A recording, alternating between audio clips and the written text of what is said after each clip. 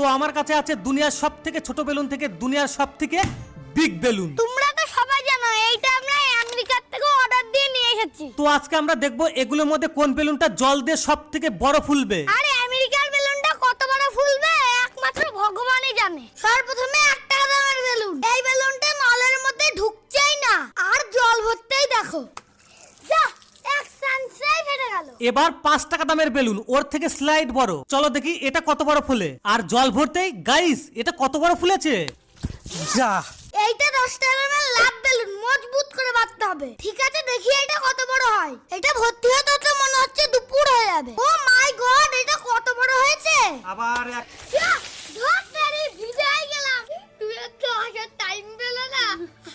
ওকে, এবার 20 টাকা দামের বেলুন, ওইটার বড় ভাই। উরি বাবা, এটা আবার কত বড় হচ্ছে, জল ভরেই যাচ্ছে। যা গাইস, এ তো পুরো ভিজে গেলাম তো।